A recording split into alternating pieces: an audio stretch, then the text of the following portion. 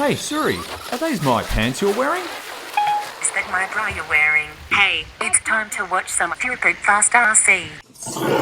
Hi, I'm Tom from Stupid Fast RC. Today we are driving Traxxas across a pond full of duck poo. And this is the dunk test.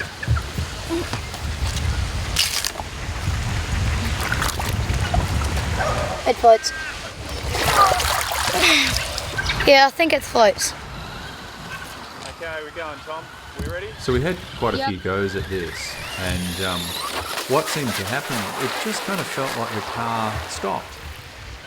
And I think maybe it's to do with the transmitter and the receiver. It just didn't seem to have the power. Also, the slipper clutch, I think, got a little bit wet and wasn't getting as much grip as it should have. So you'll see at the end of the video where we actually made some changes to that.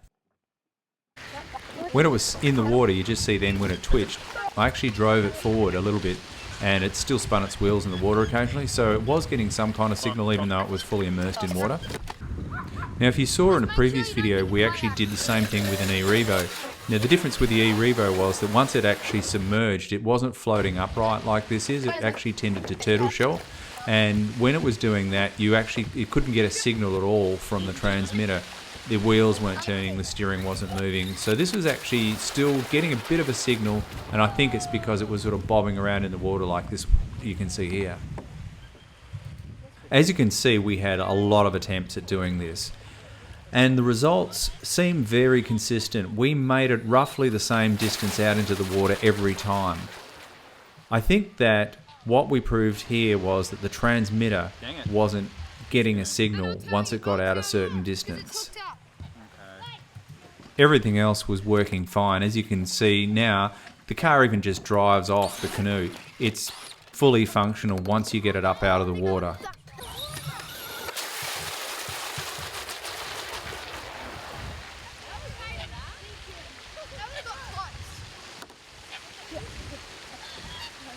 We also had our old favourite, the Solo Shot 2 camera, taking some shots for us.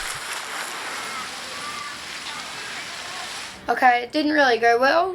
None of the cars crossed the lake, so we made some modifications. We doubled the height of the antenna on the E-Revo. We changed the paddles around, just the back ones though, and we put a stabilizer on the back so it would stop it from doing wheelies.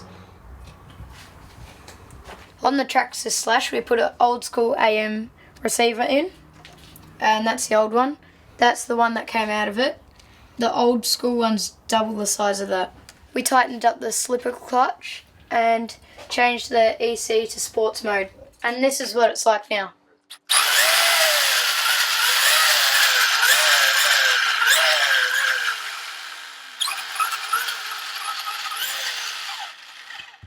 And this is what the E-Revo is like now. Oh, there.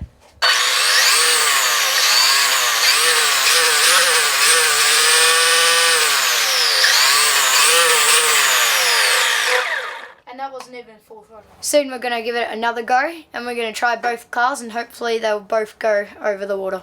See you next time on Stupid Fast RC. So Suri, what did you think of that? Next time I would rather poke myself in the eye with a knitting needle. Damn, that's rude.